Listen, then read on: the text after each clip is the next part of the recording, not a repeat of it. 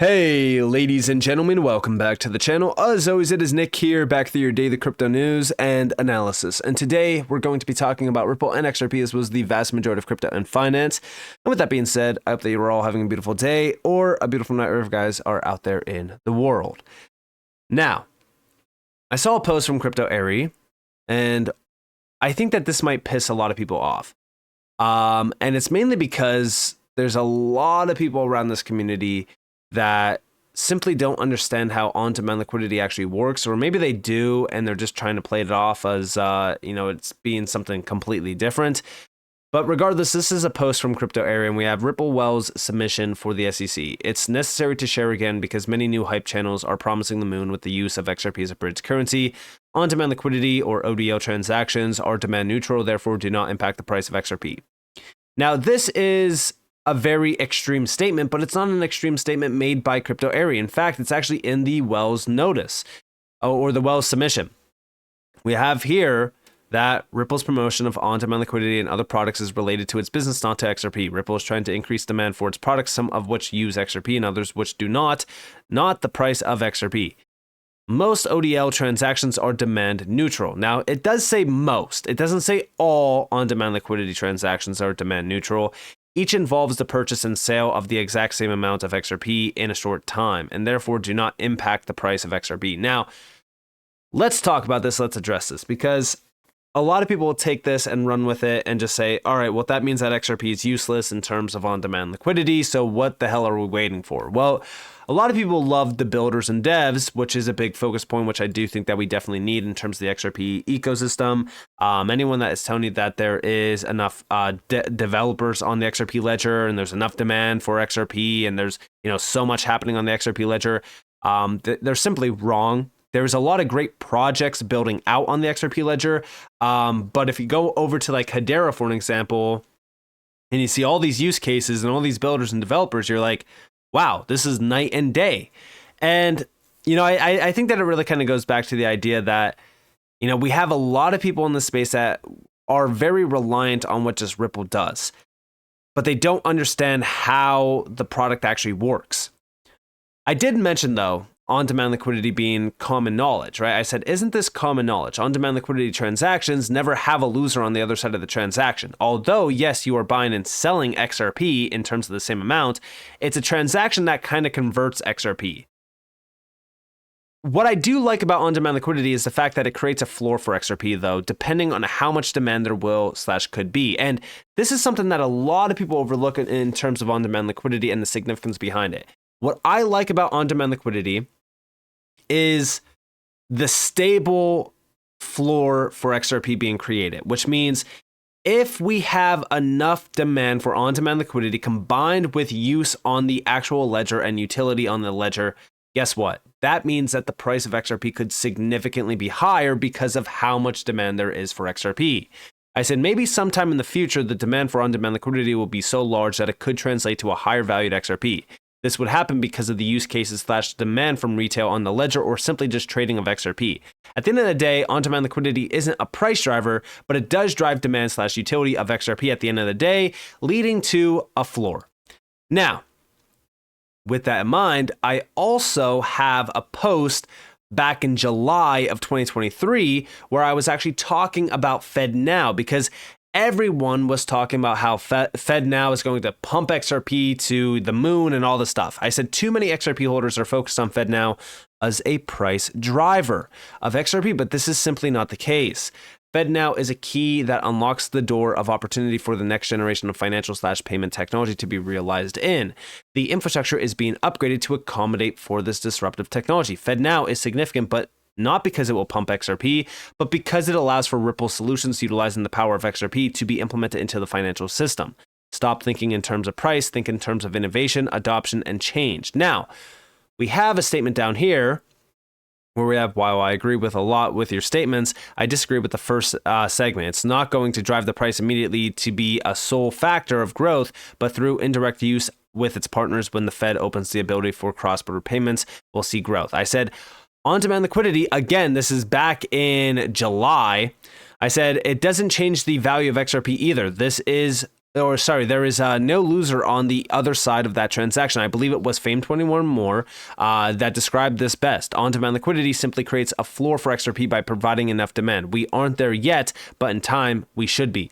And yeah, I mean, it really is a stronger floor and a stronger ceiling for XRP. It provides a lot more upside and demand for it.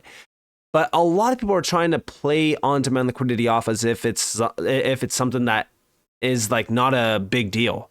Like, I'm not saying Crypto Aries trying to do this. No, I'm saying that there's a lot of people that will take this post by her and run with it and say, look, on-demand liquidity is useless. XRP's a joke. It's a clown show. That's not the case. On-demand liquidity is a big piece of the puzzle. Going forward, this video is going to be a lot of me reading from these documents because these documents are very important and they are from 2022 when they got posted. It goes all the way back to like 2019 and 2020. Why do you think Bob Way wrote so much about market makers? Incentivizing market makers is the glue that puts it all together. Must read now that the AMM is enabled. And big shout out to Anderson for this.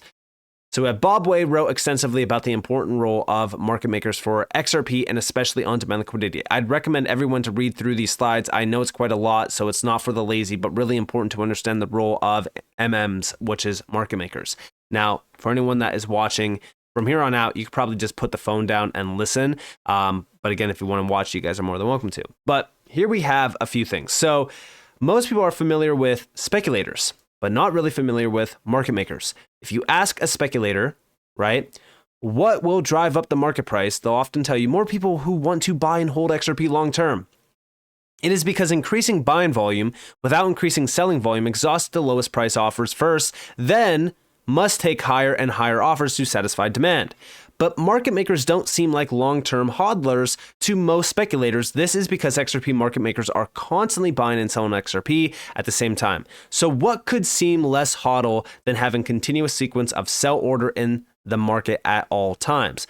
But it turns out that only half understands the situation. In order to place a sell order in the market, you must first be hodling the XRP you're wanting to sell. And if you ever want to keep sell orders in the market continuously forever, you must also be hodling XRP continually forever. So market makers continuously buy back whatever XRP they sell as soon as possible. This gives them the XRP inventory they need to sell again on the next payment. So you can visualize an XRP USD market maker who deploys half of their capital in XRP and the other half in USD. Then they work to continually keep that value balance equal. Of course, they also work to keep their total investment continually growing as well.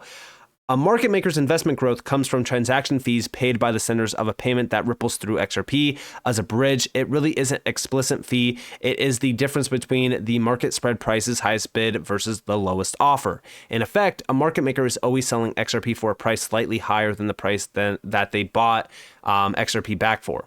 When doing this, the MM's profit scales with payment volume rather than with XRP price change. Over here, we have, so if a market maker is profitable trading against back and forth payments on a given corridor XRP USD, they want to keep trading that corridor forever. And to do that, then need to keep hodling XRP forever. So how can you increase the price of XRP? Well, of course, attract more market makers to the corridor and system. They can't trade a corridor until after they purchase their stake of XRP. And once they have purchased that XRP and are profitably making the market, they are in effect long-term hodlers.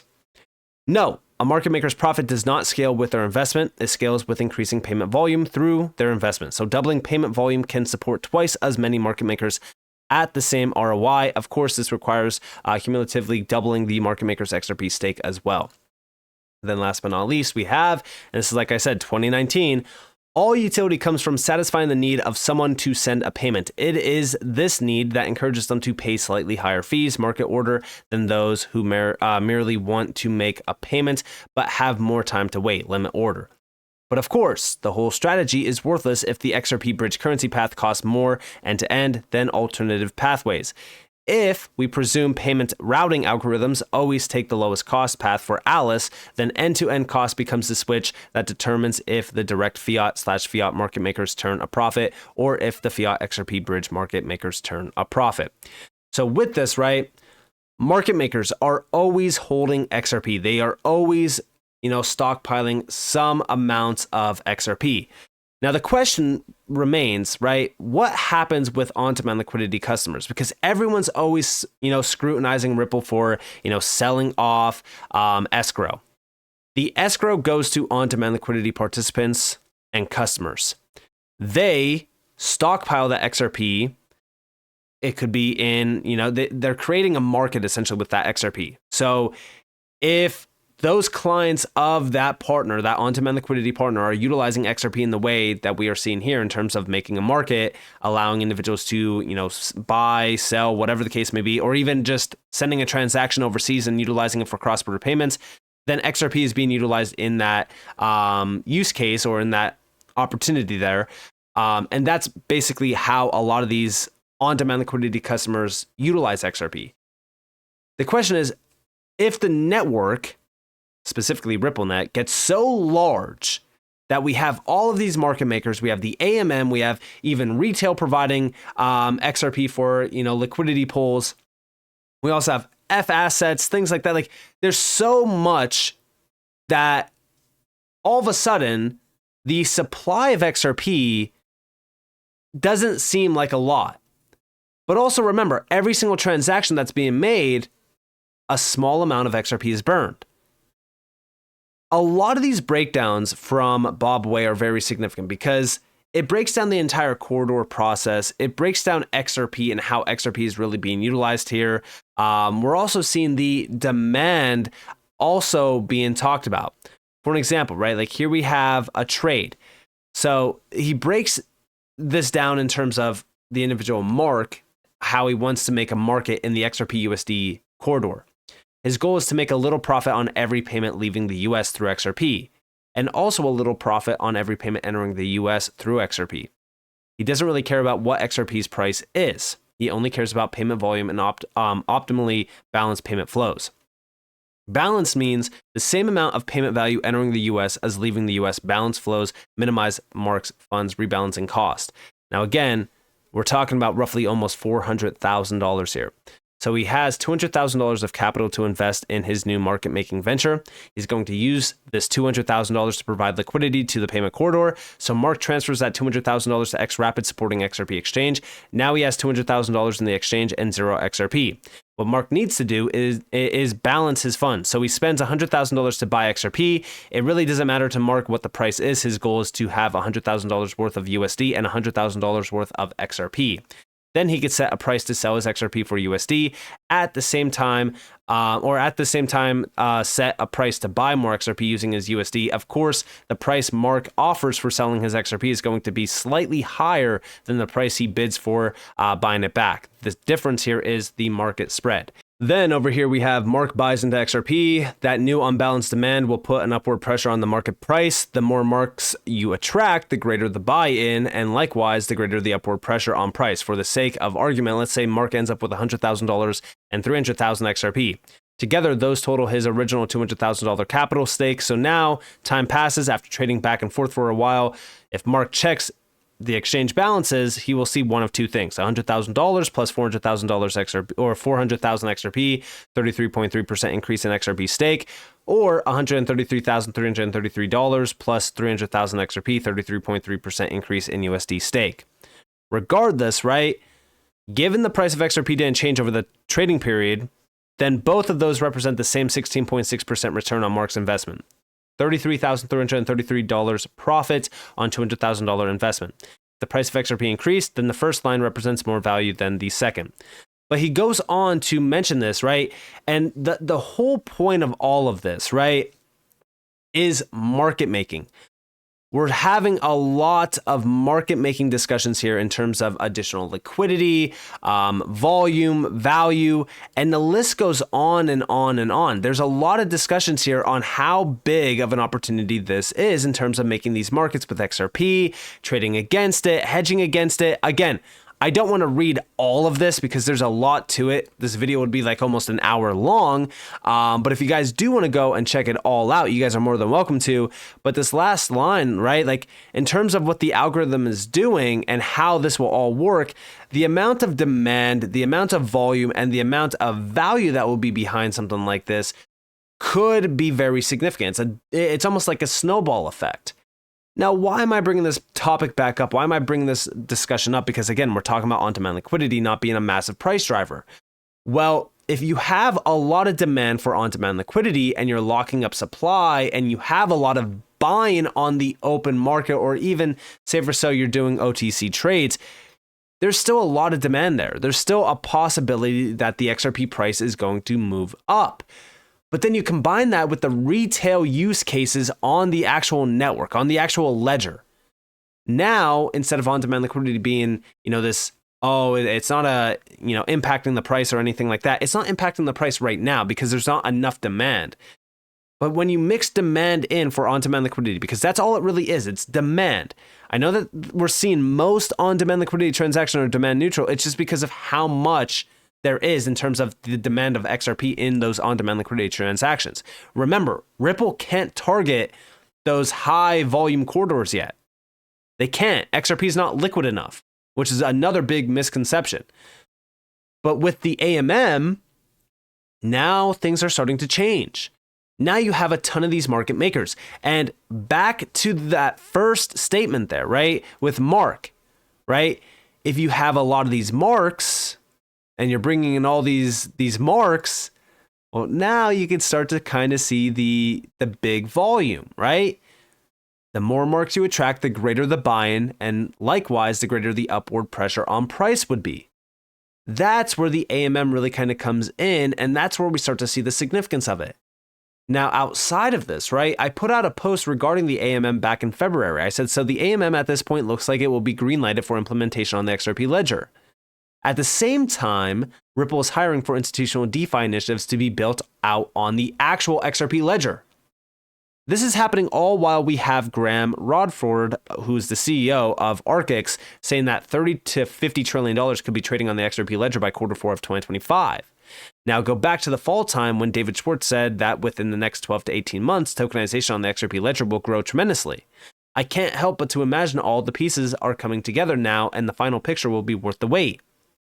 For those only focused on the price of XRP, just remember, no one is forcing you to hold XRP and or only XRP. You can diversify, you can sell and never look back, but I know what is coming and I can patiently wait for it. And the whole idea of like what is coming, right? Because I know that you guys are going to ask me, well, what is coming? What do you see coming? Well, it's institutional DeFi initiatives. We know that institutions want to tap into DeFi.